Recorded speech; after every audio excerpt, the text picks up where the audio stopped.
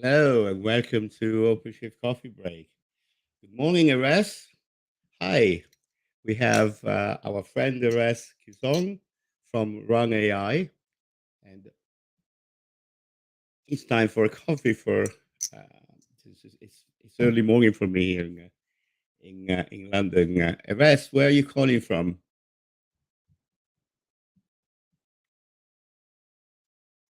Erez, you're on mute.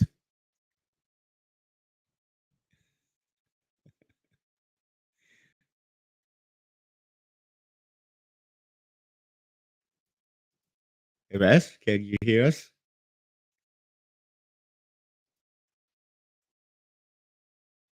We did mic test before and it was working. I'm not sure what. Erez, why don't you try and disconnect and reconnect, and we will see if that works. Okay.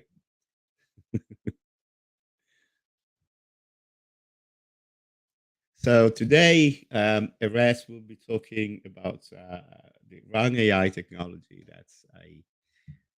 Let me see. Let me see if he's back. Hello. Yeah, can you hear me now? Oh, there you are. There you are. The god Where of are you demos. calling from, Erez? Now I'm in Israel. I'm calling from Israel. But now all the internet and my coffee is ready for the morning, and you can see there's a nice logo on Yes. it as well. So It's got like espresso like mine, but yeah, yeah. So you're perfect day. And forgiven. again, it's happy to see you. I'm very happy to see you. Good to see you. Erez and I used to work in the same team in Red Hat.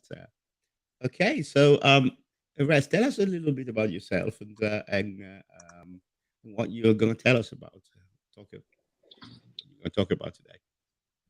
Yeah, perfect. So thank you very much for this opportunity to have this conversation. My name is Erez Kirson. I'm a principal solution engineer at Run.ai.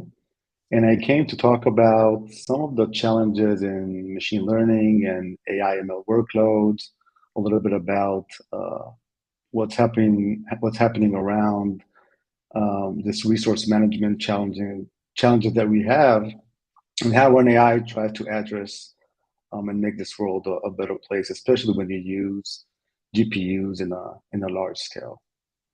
And as I understand, we're talking about resource authorizations, specifically about GPUs, in the context of Kubernetes and OpenShift.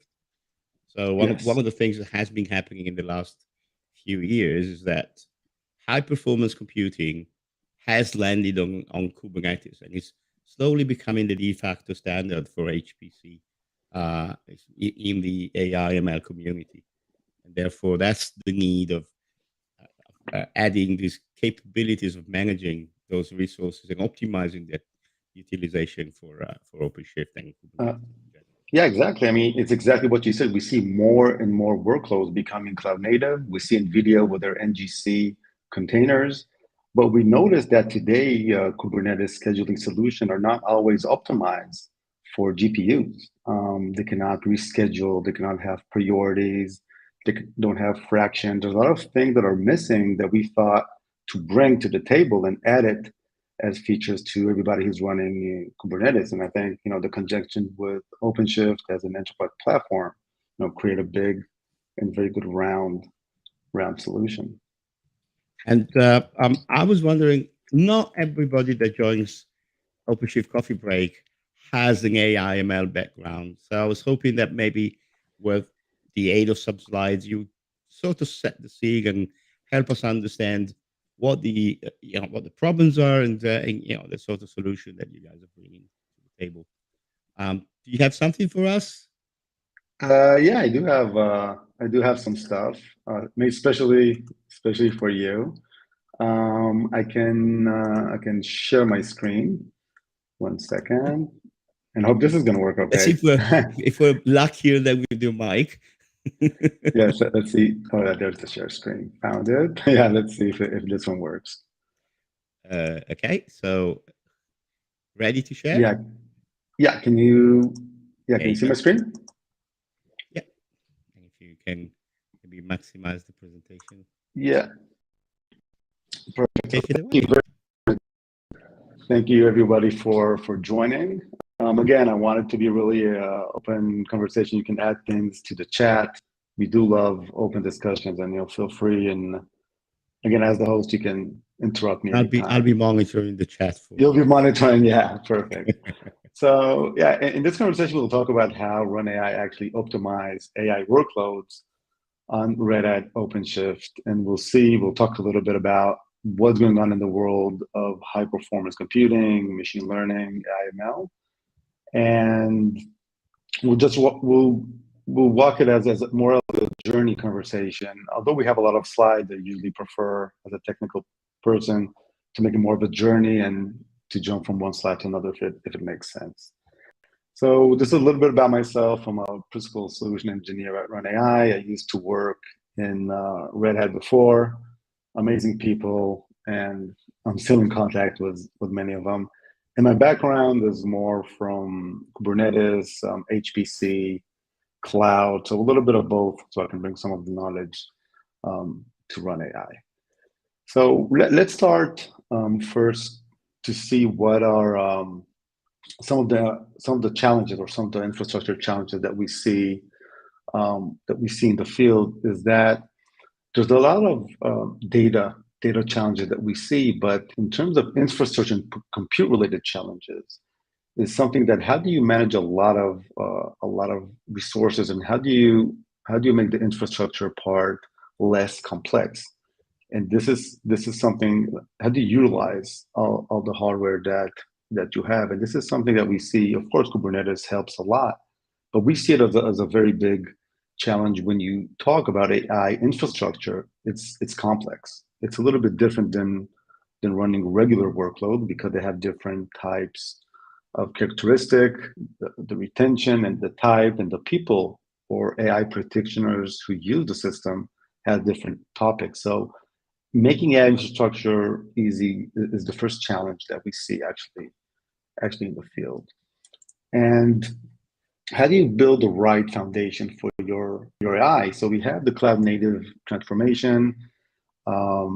For how you make it cloud native, which is a challenge. And then you have the AI/ML data scientist, which when I say machine learning data scientists, they use a lot of data. They prepare data. They have their own way to work with the data. And combining those two to hardware accelerators, because now people need to use GPUs, and GPUs or graphical processor unit. When people use data scientists, they can accelerate the workload using hardware accelerators, mainly from NVIDIA, so they can shorten the time. But when you build the infrastructure, and this is actually we call the triangle. We have the cloud native, we have the pods, the containers, we have the data scientists, and now you need to bring it. How do you make use of your hardware accelerator in the best way? So this is the foundation that we see many times in the field, how people and companies work, building their own AI initiative. And I want to talk about a little bit about the hardware accelerators, because at the moment we see that many hardware accelerators are used from high-end enterprise customers, and sometimes it's hard to get hands on all those resources. They're becoming more expensive. There is shortage. Many companies, it could be Facebook, Tesla, they buy a huge amount of NVIDIA GPUs. And the reason is because they want to make and accelerate their workloads, to accelerate their machine learning type. So this is one of the challenges. How can I get my hands on it after I got those GPUs? How can I make sure they're not idle in the system, right? Because I bought expensive GPUs. How can I make sure they're not just resting? And I want to make sure they're fully utilized. And this is some of the things we bring to the table, because we don't like idle GPUs. We want everything to work all the time. And once people have the GPU, this is a questionnaire that we've done is, okay, you have GPUs, how can you now share them? How do you share those GPUs? So if you decided to share those GPUs and not give each GPU to one researcher or whatever, we can see that many is a manual request. People create Excel files, say, hey, when you're done with your GPUs, can you please call me and give me the GPUs? Maybe they can do a tracking system. And the reason we see it is because it's not a dynamic allocation. Once, especially in Kubernetes, once Kubernetes gives you a GPU, you're hogging, you're handcuffed with that GPUs till you finish your job, or or you stop your job and giving it to somebody else, because this is how the system is more designed. And we can see at the field that it's a very, very difficult matter. How do you share GPUs, especially when you have many of them? And manual request is something super popular with data scientists. And I'm going to talk now a little bit of a recap around the data science and the new tools. At the moment, there are 100 tools that you need to choose from to start working with machine learning and data science. And if we look from the left to right, this is usually the process that we see in companies. The first thing is data gathering. You need to take all the data. It can be pictures, it can be from the web. It depends on your business logic and goals. And then you need to clean and validate the data. So you have the data, you clean everything you need from it, which is the stage, and then you label it, and you're preparing the data for the training model. So now the business decided, okay, I want to see, for example, I'm building an autonomous car. I want to make sure that when the car is driving, I want to train it to understand traffic light. So now you're giving 1,000 million pictures of different traffic lights, sure, that you can actually understand what traffic light is, and you try to even mix it. So you're doing experiment tracking, and this part is very, very heavy because it uses a lot of GPU power, long models creation, can be sometimes days, hours, and this is the training part. And once you're ready, you want to take what's called inference. After the model is trained, now you want to say, okay, I trained the model. I want to see if now the car can really understand what the traffic light is. So you're throwing it pictures of traffic light, and it gives you, yeah, it is a traffic light or not. But this inference, it's a small portion, it's a small file of the training. We can see it, by the way, in mobile devices. When you take photos, you see those square boxes because actually the phone understand what a face is. But this circle is an ongoing process. You check the inference. Maybe you find error, you need to retrain it, and it's a cycle. And it always goes training and inference as a loop. But the thing is you need to choose a lot of tools, and it's a different way of working if you compare it to DevOps, for example, because in MLOps, it's a different paradigm. You need to take the models, and you should take the data. So it's a little bit different from DevOps in the sense that it's more focused to machine learning and AI ML workload. So many people who come from the DevOps field now say, hey, now I need to learn a little bit more because it's a different set of tools, a different set the system is running, and the jobs are different. It's not like a web service or Nginx or something like that. It's a little bit different. So it's a new best practice that you have in terms of MLOps mindset. Moving forward, this is I think this is something that Red Hat even actually knows much better than me in terms of the cloud native transformation. And before you go ahead, I do have a question. Maybe it sounds like a question from the peanut gallery in a sense, but so as you were, when you were speaking about the different phases, are GPUs mostly used in the machine learning phase, or is there a usage also, let's say, the execution of the learned algorithm in the field, or that doesn't really require that much computing GPU power, therefore, and because they are expensive, it's probably not a good idea to have them run in the field. So the GPU is mostly in the machine learning phase. Am I wrong with that, or is that a fair statement? No, you're right. It's a very good question. Is that after you train the model, where the model is running afterwards? If we talk about edge devices, for example, we see that today, even in phones, even in cameras, you have small GPUs. You have NVIDIA created small GPUs boxes as well. So you don't have to use it, but if you use it, you can get a little bit more performance at inference. So you have the decision to make. But yes, when you run training models, you need more GPUs than inference. However, we want to give the opportunity that if you run an edge and you want to use a GPU or a fraction of a GPU, want to give you the opportunity to use it. But yes, you can actually decide what to use. However, yeah, I do see a lot of small, compact edge devices that use small portions of GPU just to accelerate the results. Right? Go ahead. Yeah, perfect. Yeah, so this slide actually from Red Hat, it's something that Red Hat did is what's running on Kubernetes today, what workload. So we see that it's actually happening right now. I mean, people are using machine learning in Kubernetes, are using machine learning in OpenShift. So people are actually using it as we speak. So it is popular.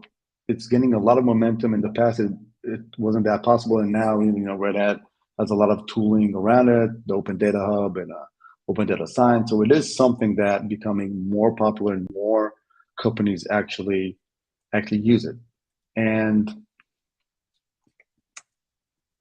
But there's one problem, is that many people are using it, but today the de facto Kubernetes is not designed to run all those workloads because of the way it was built. It wasn't designed to run AI ML workload. For example, there's no mechanism to do advanced priorities or policies. What about fairness algorithm? Maybe each team needs a different priority of amount of GPUs they want to use, or topology aware. So a lot of the management around AI ML is missing in the current Kubernetes scheduler. And this is something that it wasn't designed in the beginning to use those type of workloads, but we see it in the field that it's causing some of the problems that you need to manage all those resources. And again, this is more of a Kubernetes thing that was not built for those new set of workloads. And I can show you some of the example or some of the challenges that we see in the field is when you have a small amount of GPUs. And again, this is a Kubernetes cluster at the right, and we have 2 researchers at the left, and we promise each one 2 GPUs, for example. So it's not much of a challenge when you have only 4 GPUs, but when you need to scale and you have much more GPUs, you want to say, hey, you know what, maybe I need to take a light blue team and I want to give them different resources. Maybe I want them to have 10 GPUs and the other team want to give less. So I don't have any tools today that actually set priorities and select governance around different teams that I have. And I cannot enjoy fairness scheduling algorithm. I cannot enjoy its priorities. And maybe I want to run more workloads on the same GPU. And this is an example of fractional GPU. Maybe I want to use not the whole RAM, but some of it, because I have a Jupyter notebook or something interactive. And today it's quite challenging to do it. There's not much tooling. So this is the first challenge that we noticed in the film. This is one of the reasons why Run.ai was created in the first place, to handle all those resources, requests, making priorities and scheduling and fairness algorithms to make it work. And the second challenge is monitoring. How can we know how the system is really used? Because maybe you're running a job, but you're not utilizing all the GPU. Maybe you're using 30% of it. So what does it mean? Maybe we can put you on a high-end GPU or on a low-end GPU, or how can you make sure that all the systems are utilized? So giving a bird's-eye view of how all the resources are used in the system is super important to understand how the system is used, who is using what, and governance around it. And later you can build even building systems. You can do a lot of API calls because we support actually everything. So those are some of the challenges that we see today when you run AI and ML workloads using Kubernetes.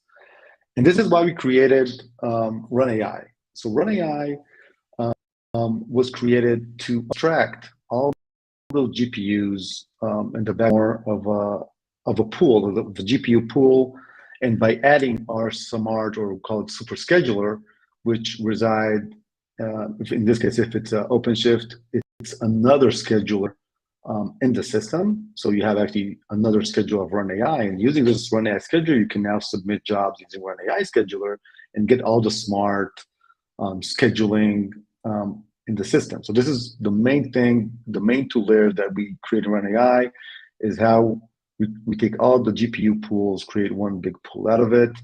And when we can give those GPU resources based on the run it your way or run it your way, is you can select whatever tool you want. You can use Run.ai tools to submit jobs, or you can use Kubeflow, you can use Airflow, Jupyter, you can use OpenShift, Jupyter notebooks if you want. For us, it's transparent. It's very important for us to be open, truly open to other tools that are needed. We don't want you to select which tool to use, but you can use whatever you want from Run.ai to what's happening in the field. And giving this platform where we can actually manage the resource, give you a cloud-like experience, is what makes the system quite unique in the absence of how we can manage all those resources in a smart way to the data scientists and data practitioners. Yeah. Question here. So when you were talking about Jupyter notebooks, so when the Jupyter notebook runs on Kubernetes, it will be running in a pod, and so the Jupyter notebook server runs in a container. Does this mean that as long as that Jupyter notebook server runs, it has an allocated GPU that is dedicated to that? So if the data scientist is like editing the notebook and not running anything, still their GPU is not available to anyone else. Is that, or does it work in a different way? Yeah, super good questions. So I will talk a little bit about roadmap as well. Yeah, so when you run a Jupyter notebook and Run.ai, it's running inside Run.ai, and yes, it's called an interactive session. Interactive session means that we will not preempt it, we will not kill it because it's interactive. However, if nobody's using this pod for a certain amount of time, we can have a way to suspend the job or even delete the pod if nobody's using it for, let's say, 1 day, 2 days, you can decide. But what you said is true. When you use Jupyter Notebook, you use a full one GPU, and you actually not using your resources in a smart way. However, one of the tools we added are actually two tools. The first one is maybe you can use a fraction of a GPU. Maybe you can use a third of the RAM of the GPU, so you can run more workloads at the same GPU to be more productive. So imagine you can run 5 or 6 Jupyter notebooks on one GPU. So you're using your hardware in a much smarter way, and you let the data scientist work and interactive. In the roadmap, which will be released very soon, the problem you addressed is a well-known one. Somebody's using the Jupyter Notebook, but he's not using the GPU inside. He's running some code, and this GPU is not doing anything. So we have it's going to be released quite soon. We have a term called swapping. So what will happen is he will work on a CPU, but the minute he needs a GPU, we will copy the memory from the CPU to the GPU, and then you can allocate a smart way of GPUs between Jupyter notebooks when they need it. And then you can use that GPU and it will move on the fly from one user to another. Again, this is roadmap. It's not there yet. But at the moment, the way we solve it is we use fraction GPUs in Jupyter notebook. Yeah. Okay. I think I'm getting the picture. Slowly getting there. Thank you. No problem. Yeah, the Jupyter notebook, it's I can actually demo it later, no problem. And I'll talk a little bit about our platform. How does it look like? There is actually a question there. Yeah, of course. And I guess and I guess the question is about the intrinsic capabilities of some NVIDIA cards. They say, wouldn't having the NVIDIA A100 card able to slice to multiple profiles up to 7 Jupyter notebooks? And I suppose that's a capability of the NVIDIA thing, but is Kubernetes going to be able to do that? So yeah, that's a question for you, of course. Sure, no problem. When we talk about fractal GPU, let me just, I'm going to go to the fractal GPU because it's here.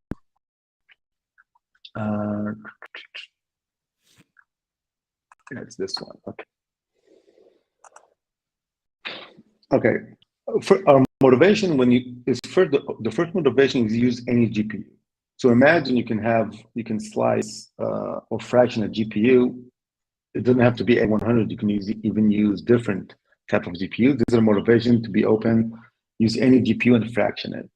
When we talk about MIG, you can have MIG profiles, and we can do dynamic allocation on the fly for dynamic MIG profiles. So you don't need to reboot the server or something else. And yes, you can run, and you can even say, hey, you know what? I don't want to use MIG profile at all. I want to use run.ai fraction. We can slice the A100 using this method of fractional. So you don't even have to use MIG, and you can use, let's say, up to 10 containers in one GPU. So we give you actually the flexibility, or you can use a MIG, or you can use our solution. It really depends. We understand MIG, we understand MIG profile. So when you run jobs, you can select what MIG profile to run. We can do it dynamically on the fly.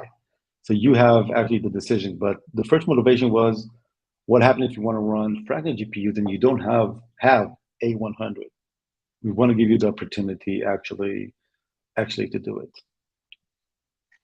Does that answer your question? Because I can't see exactly the chat. We'll see.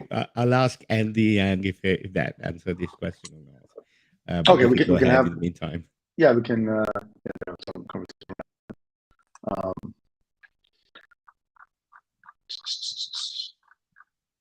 We were here. Okay, so now I want to talk about more around a deep dive about how our smart scheduler actually works. And the first term that we have is called guaranteed quotas.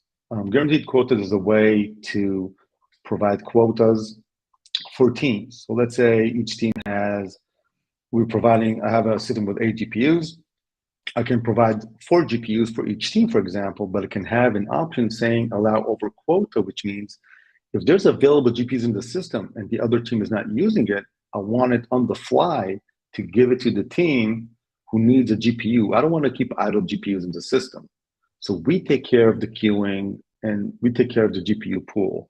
And once the team is back in business, so let's say I'm using 8 GPUs now for team A, and now team B is back in the office, and now they want to run some jobs, that's where the fairness algorithm will kick in and say, hey, listen, I want to take 4 GPUs back to team B that are back in the office. So I'm going to preempt the jobs, put it in the queue till we have more resource. And this dynamic allocation, what makes the system utilization much, much higher. And again, everything's on the fly, zero touch.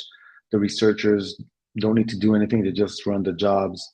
And I can show you a quick example. I hope you like the animation, but I'll show you a quick example before a live demo, how it looks like. So in this example, this is a quick example of we have researcher A and researcher B. They're using the system, and this is the run.ai scheduler. And we can see that 2 jobs are running for user A and 2 jobs for user B. And we promised each user guaranteed quota of 2 GPUs. Okay, but however, team A decided they want more jobs, but right now they're in the queue. So now team B is on vacation, or they came to listen to Openshift Cafe with AI, so they're not doing any jobs. So we have 2 additional places, 2 additional idle GPUs now in the system. And remember, we have 2 jobs for team A. Although we promised them 2 GPUs, we now gave them 4. The reason is because we had 3 GPUs in the system and they can go over quota. And now that they're going over quota, they're being more productive, they can run more workloads. And this is only available with run.ai. We want to make sure they run as much workloads as possible. And now team B is back in the office, is, hey, I want to run a job, and you promised me I'll always get 2 GPUs. So what will happen is we'll take one of the jobs, we'll put it we'll make it work at a GPU, and we'll preempt one of the jobs and put it in the scheduling in the queue system of run.ai. In this scenario where everything is dynamic and the researchers just get their guaranteed quota and they get over quota when needed, It's what makes the performance, because our motivation is that practitioners will be as productive, ability to run more workload, more productive, and finish on time. So this was a quick example of how our scheduler work in terms of preemption. I have even a lab demo where you can see actually the pods move, but this is important for me just to emphasize how our scheduler work and how we provision GPUs between users. And again, this is dynamic. This is the additional layer of the Rundai schedule we added to the system. And now I want to talk about the architecture. I tried to make it more, OpenShift friendly by building the layers. I would look inside OpenShift. Again, feel free to ask any questions. So this is from the deck of Red Hat OpenShift that we have the operating system. We have CoreOS. We can run it literally anywhere. We have Kubernetes, which is the orchestration. What we do in run.ai, we have an operator that you can actually, it's a certified operator. I'm going to release another one soon. And we added additional scheduler that is side by side with OpenShift scheduler, which is Kubernetes scheduler. So this is the first layer that we actually need. And we added another pod that communicates with the GPU. And this is some of the secret is how you can provide fractional GPUs. It's another layer that sits in the middle of communicating with the GPUs. And in terms of run.ai, we need the node discovery operator because we want to make sure that we know how to communicate with the right node. And we need the NVIDIA GPU operator installed before installing run.ai, because the way we work, we communicate with a DCGM exporter, which is a layer in the NVIDIA operator, to get all the metrics and data from the GPUs, so we can show it in our GUI. We can show the utilization based on the current NVIDIA GPU operator.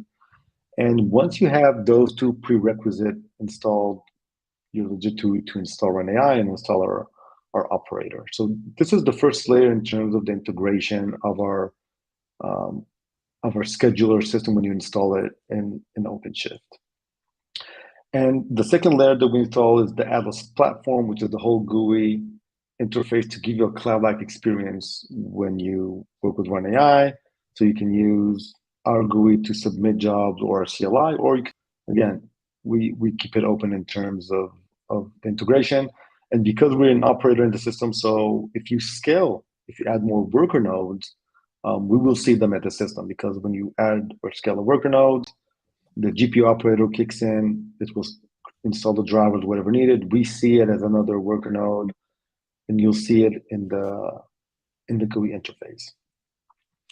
And the last bit is you can select the integration, how you want to run whatever jobs is needed. You can run Jupyter Notebook, you can use interactive like VS Code, Kubeflow, inference, a lot of those naming, we're open, whatever you want to use. And again, if you're using an OpenShift is using Jupyter Notebooks and a lot of Kubeflow, not a problem. You can integrate fully with us. So with run.ai, you can use the scheduling. And what we see in the field is many people using all those tools, which are great, and then they add run.ai to help them with the resource management layer. So that's how we work. That's how we glue things together in terms of the integration.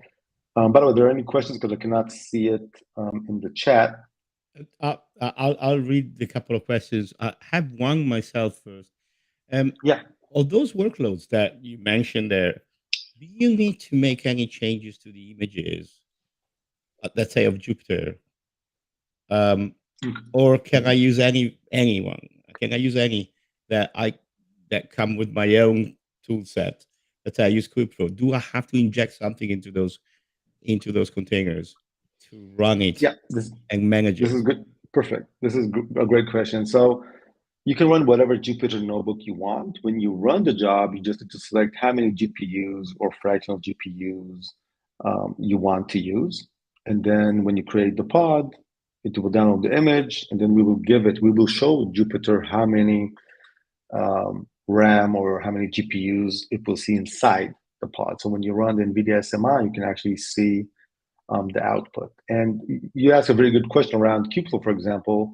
All you need to tell Kubeflow in terms of integration is use run.ai scheduler. There's a place in Kubeflow, and we have a lot of documentation around it, is you can add, say, hey, use run.ai scheduler when you run the jobs. So you can still keep enjoying Kubeflow as you use today, but when you run or submit, it will kick in the run.ai scheduling system. So the integration will be easy, so the researchers can keep working. And at the end, maybe I can send in the chat links to how to glue together all those. Yeah, I can show that. Absolutely, I'm gonna copy them. There's a question from Dwayne. I admit, I'm not sure I understand it myself. I'll read it for you. That Dwayne says, I thought for HPC, the parallelization of data was a major task before GPU application. Is there a container nest practice for this? Personally, I don't understand the question. I'm not sure if I need to ask Dwayne to rephrase it, or maybe can you read it yourself, or shall I? Yeah, you can. I can stop the screen sharing, and I can try to read the. So that's the. You can see it here on screen.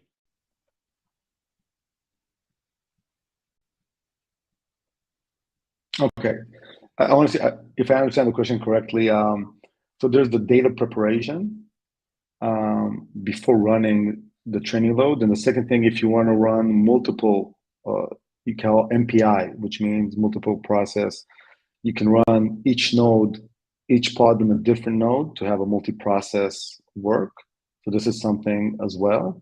And then there's a training. But yeah, I mean, the data scientist should prepare the model and all the algorithm inside. We provide the resources for it. But if needed, we can take it offline. Dwayne, if again, I have no problem. If we need another private conversation, just to understand more. Later. Yeah, sure. Erez, did you? I don't see your screen sharing anymore. Did you want to? Yeah, I stopped it just for the. Did you have some something like a live demo to show us? Do you want to complete the presentation first? Yeah. Okay, can you see my screen? I can now, but you need to go back into full screen. Can you see it? Yeah, thank you. Okay. So yes, I will show you. I will show you a demo of our system. I prepared some stuff for you, and I'll just walk you through.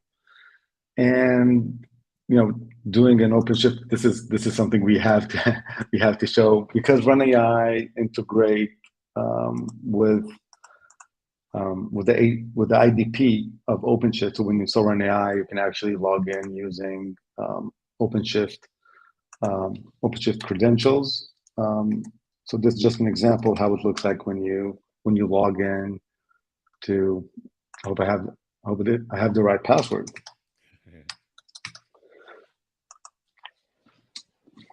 So once you log in run.ai credentials, you go into the GUI interface of run.ai, and you can actually start working with the system. Red Hat Cafe, it's a cluster I created where you can see the GPUs and the resources and everything. But I want to show you a different demo because I want to use a more robust system that I created just for the demo purposes. Tell me if. Okay, is the screen big enough, or you probably want me to a bigger font the font help, size? I think. Bigger font. Okay, I'm better now. Yes. Okay. So what we see here, this is a live. Let me just increase. Can make it bigger. This is an example of a running run.ai system. I can see that I have 2 nodes. I have a total of 4 GPUs, and I can see that 4 of my GPUs are currently allocated. And I can see how I have team B and I have team A. If you look at the project in run.ai, you call it, it's like a OpenShift project, it's a project with steroids because we add a little bit of more annotations inside the namespace to give it a little bit more capabilities so Run.ai can actually read from it. And what we see here, we have team A and team B, and we assign each team 2 GPUs. Okay, however, if you look at the project itself, we have GPU over quota, which means if there's idle or free GPUs in the system, I want to use them. But the guaranteed quota is 2 for each team. If you go back to the overview, we can actually see that one of the team is using more than 2 GPUs. Team B is using 3 GPUs. And the reason behind it is because we have GPU in the system and team A is using only 1. So what I'm going to do now, I want to spin a job for team A, and I want to see how the system automatically kicks in the fairness algorithm and balance the system so each team will have 2 GPUs. And the way of doing it, again, we have a CLI interface and we have a UI. You can select how you want to submit jobs. Let me just see that I'm kicking it in the right place. I want to kick it to team A. So I'm going to submit a new job now for team A. And this interface is for the researchers where I can select how many GPUs I want and what's the name. Let's call it quota back. I can select, this is just an example of pod that we have that load the GPU. I can have resource allocation, storage if I'm using OCF or anything I can put in storage class, NFS. I have a lot of flexibility. And again, everything is scriptable and available in YAML. And you can even pull in Git repository if you need for your pod. We have all needed tool sets so you can easily train your model.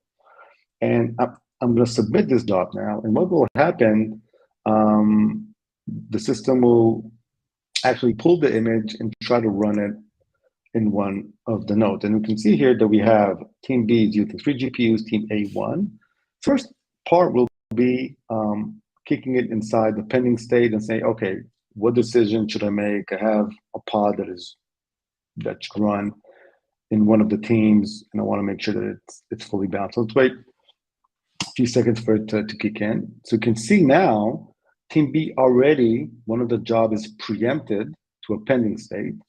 And the state, you can add webhooks to make sure that the system will keep track on where it stops. So the next time you run the containers will continue from the same place. So this is done automatically. And now you can see that the system automatically preempted the job.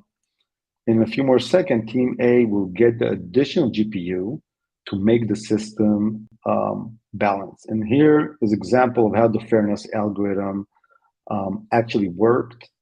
And you see one of the jobs is pending, and now they're balancing again. The researcher didn't need to do anything. He just ran his jobs, and we took the heavy lift and shift for him. So now the system is more productive. We can allocate, more GPUs are allocatable. We want to make sure no idle GPU is in the system. And this was a quick example of having, I'm just going to delete some jobs. I want to show you the Jupyter part, but this is a quick example of how the system runs in a very fast way of preempting and dynamic location, which is only available today in Run.ai. And before I show you Jupyter, we can do the same thing. Imagine you have a system with much more GPUs, for example, and now you have different project organization, or maybe each organization needs a different type of GPU, and you can see that only organization C can be, for example, over quota, but the rest, I don't want them to be over quota. I want them to use a GPU. So if I just load the system, I could just, this is a script to just run jobs. I can show you the syntax, how it looks like. But in this example, it's more to show you how real system works when you schedule a lot of pods to the system, and it will kick in a few minutes. And here you can see how you can govern it and make sure that each group is not using more than the resources. You have a lot of plays for it to work. Till it's load, I want to show you the Jupyter part, how the Jupyter notebook look. from a GUI interface. So this was what we did. We kicked in a training job, but this time I want to kick in an interactive job, which is a Jupyter notebook. This is an example of a Jupyter notebook. Again, it's not something special. It's just a Jupyter notebook. And I can actually select, I can select either a fraction of it or a full GPU. I can actually really decide. And when I kicked this job, we understand it's an interactive session. Delete some of the jobs because we don't need them anymore. And we'll wait a few seconds for the notebook, and we can see it as it's going to download. It's going to download the pod.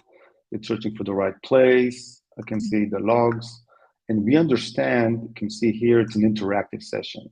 So we treat it as an interactive. Let's wait a few more seconds until the pod is actually running. It's now pulling the image. You can do it from a private registry, from your registry. We support generally everything.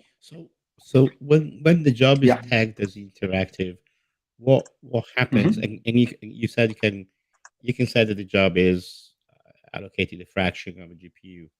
If you have a team and you said, let's say you have 10 researchers in that team, and you've given them, I don't know, 5 GPUs. Would that fraction allocation happen dynamically, or each of them will have to choose when they start their Jupyter notebook what fraction of GPU they want allocated? Yeah, when you run the Jupyter notebook, you need to decide what fraction of the GPU memory you want to use. It's not automatic on the fly. You need to decide. The researcher needs to decide how to do it. However, we're trying to add more capabilities of how you can govern the system with some admission controller and stuff like that. But at the moment, the researcher is responsible for the fractional, fractional GPUs. My other question is, I suppose you can extract all sorts of metrics from here.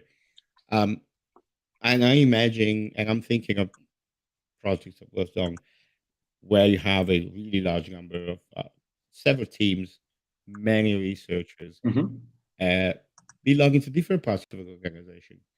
Is there a way to extract metrics that would allow for chargeback, for example? Yeah, it's a very good question. I think I need water now, not coffee. Yeah, that's okay, perfect. Yeah, we do support using. Actually, in the next release, we're going to add a billing dashboard where you can actually. It will be a much better look and feel. But at the moment, you can actually decide and select data in terms of projects, jobs. You can have API calls, and you can actually carve down whatever information you need from a researcher or from a project, and you can make more decision and billing metrics out of the system. It's something that is supported, API calls. You can get all the data. Again, we use behind the scenes Grafana, Prometheus, where you can actually get all the data. Yeah, you can get all the data and just, but we're adding now more tooling. We're adding to the GUI interface, so you don't need to do some API calls yourself. But if you want more information that is not part of our GUI, you can actually curve and actually make, and some of our customers actually use it as building metrics between departments. So they can actually see what department is more GPUs and actually carve it down. The system, because it's a demo system, I can show you a real live example if needed. But here, it just lists data. Yeah, so if I'm going back to the system with all of my GPUs, we can see that each organization now has a different amount of GPUs being used. And organization C can actually grow to more GPUs. I can add more job to it.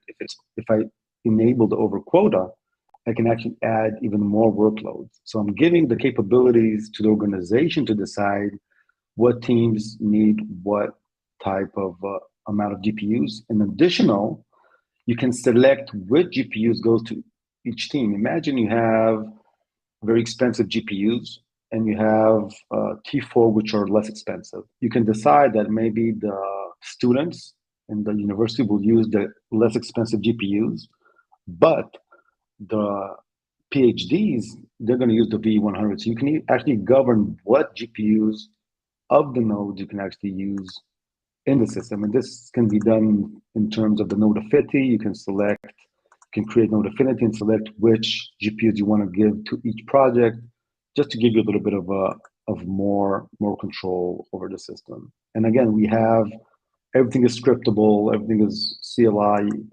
everything is we try to make it as easy as possible for the researchers and for the administrators actually to give and provide jobs to users. So we have another question, and I'm Yeah. actually not sure if this is the scope of Run.ai. I can try. Because the question is around management. So I'm reading the question to you. How intentional is the data provenance recording, whereby a data set can be shared and validated for reproducibility or tracking? This, I guess, this has to do with how the data sets are managed and used by the workloads, but I don't know if that's the scope of Run.ai at all. Yeah, if I understand the question, there are a lot of tools like weights and biases and Jupyter workspaces and a lot of third-party software or bonus software actually give you that capability of tracking the data and tagging it and all the data sets. There are some solutions that are not part of Run.ai. However, because we are fully aware of what's happening in the field, we really listen to the customers and see if it's something we should add in the product. And the integration is super important. But if you have data set that you want to use, we can definitely look it up and understand better what does it mean in terms of the cycle, because some have CI/CD pipelines where they have training and then they have inference and then go back to training. So we do support those pipelines because they're adding up as a scheduler or as an inference, because today we have more capabilities. But yeah, usually today third-party software actually is in charge of the data as of today. So essentially, it's being able to track what runs are using what data sets, so that you can reproduce the same run, making sure that you know exactly what data set is being used for a specific run. Yeah, I mean, basically we have when you run jobs in Run.ai, you can again, if it makes sense, of course, jobs. Because we have all the information, you can do Run.ai. You can actually describe some of the jobs, and you can add some information, what is actually using. You can actually make a YAML file out of it, and you can get some data. Again, if it helps. This is train one, organization C, and you can get some info. Again, if it makes sense, there's a lot of information. We can see what the command line, or what data set you use, or what NFS path, or what storage path, or you can actually script something if you need more information how the pod is using. But at the moment, it's not part of Run.ai. Again, if it makes sense, we can help you build something around it. But at the moment, it's not a part of Run.ai. Okay, I'm not sure if there are more questions on the chat. We do have another 4 minutes to go. If you have, yeah, so I'll give you a bonus. Yeah, okay. Because we have to say something about open source, right? So we have Top, or we have Run.ai Top, which is actually a tool is to give you information how your current GPUs are being utilized. So we have a GitHub page where you can actually download this tool. You can run it everywhere inside of pods, virtual machines, whatever. And what this tool is doing actually two things. It gives you down in terms of the CLI, you can see how the GPUs are utilized in terms of the node from the node level. And you can see which GPU, and you can get information if you want to see it on the fly. And the second thing, which is I think it's a very cool feature, you can export it to a file and actually look how over time the total utilization of the cluster. So you can see maybe it was 50% utilized, or maybe it was utilized more by one server 0, but wasn't utilized for server 5. And this tool can give you a little bit of information how your current system is being utilized. It's open source. We have more tooling in the future, so be tuned. And this is something that you can definitely be part of. We'll send it later in the chat. And this just to get a clear understanding how this is used today. And it's because we have a lot of tools, open source tool actually. If you could cut and paste the GitHub, the URL for the GitHub repository, and then I'll put it in the chat when you have a moment. There you go. I'll try to do it. Yeah, I'll try to do it quite fast, live as we speak. Yes, no worries. And yeah. You know what? I tried, and are you sure it works?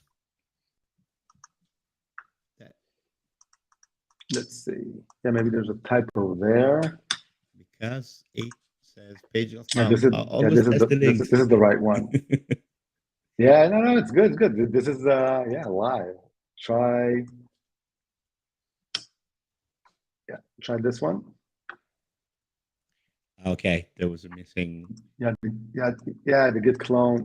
Yeah, if you want the git clone command, it works. Yes, I'm gonna put it in the chat for everybody to check it out. And also, if that's okay with you, I'm going to put your email address in case somebody wants to continue the conversation directly with you.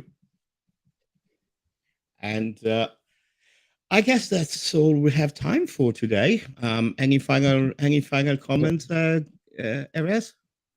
Other than thank you so much for joining us today from Israel. No, thank you. I mean, I feel at home. I feel at home here, and thank you for helping organizing the thing. And you can put even the Run.ai webpage. If more information, feel free. If needed, we can open a Slack channel. If you have questions, feel free to involve us. We have a big production team. We would love to listen to some of your work cases. And many thanks to those who joined us today with those also questions that I admit sometimes I didn't understand. And I'm not an AI expert by any imagination. Also wanted to say that Coffee Break goes on holidays as well for a couple of weeks, and we're back on the 24th of August.